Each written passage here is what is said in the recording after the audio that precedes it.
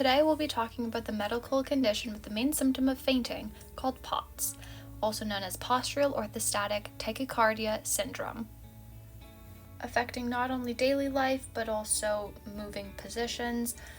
POTS increases your heart rate with over 30 beats per minute or over 120 beats per minute total, mostly found in girls and 1% of teens. The amount of POTS patients is equivalent to more than all MS, ASL, and Parkinson's patients combined. And a diagnosis will often take 2 years to get, if not more.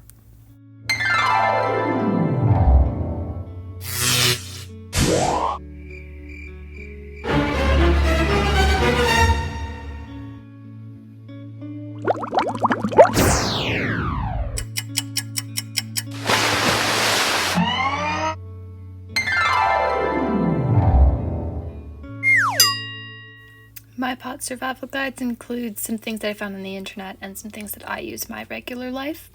First up, staying cool. I've got listed a bunch of things. I definitely need to do this when it's hot in summer. That's very important for me. Food and drink, hydrating, and salt are some of the most common things that you'll hear doctors say. 3 liters of water and 6 to 10 grams of salt or sodium every day is the recommended amount. Headaches are actually pretty common, so just doing simple migraine exercises are also good. The general information, compression socks are your newest best friend. They're your new fashion statement. All summer long you'll be wearing compression socks if you're anything like me. My story starts years ago, probably 12, 13 years old, when I first started getting some symptoms and couldn't really explain it well enough. No one could figure it out, and by basic testing deducted that nothing was wrong with me. Jump forward a couple of years and I faint bad in front of my friend, and my mom was like in the room over. Obviously raised a couple more concerns that I fainted, and now could explain it a little better. So now people were able to kind of help me explain it, which was really helpful, going to the doctor and being able to like, well, my friend saw this, my mom heard this, like just the joint effort of explaining it, which still didn't get me a diagnosis for another almost year, but I digress.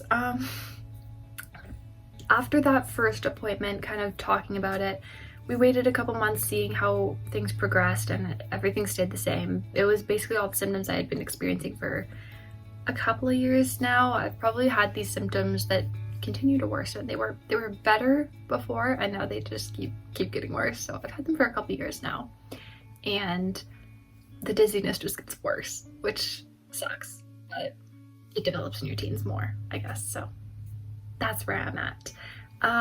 Couple months later, having done tests, blood tests and heart tests, and nothing coming back, I was suggested to do a tilt table test, which tests for POTS. And 5 minutes of being in that room, literally just watching my heart rate going from a sitting to standing position, indicated that I had POTS, which is crazy to think about. My heart rate, like, I don't feel it because I guess I'm used to it or something, but yeah, it went from 85 beats to like 130, like it jumps a lot. And with that big of a jump and that high of a heart rate from literally just standing, that's POTS. That's like one of the main symptoms or signs of it. So that's how I got my diagnosis. And now I have to learn to manage the symptoms, drinking water, taking a medication that's supposed to like keep your heart rate in check, keep it down a little, stuff like that, just to try to manage it, because there isn't really a cure for it. You just manage and live with it.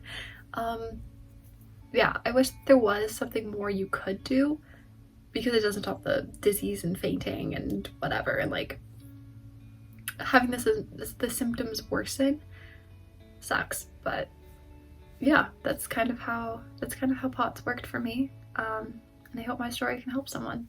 Thanks for watching.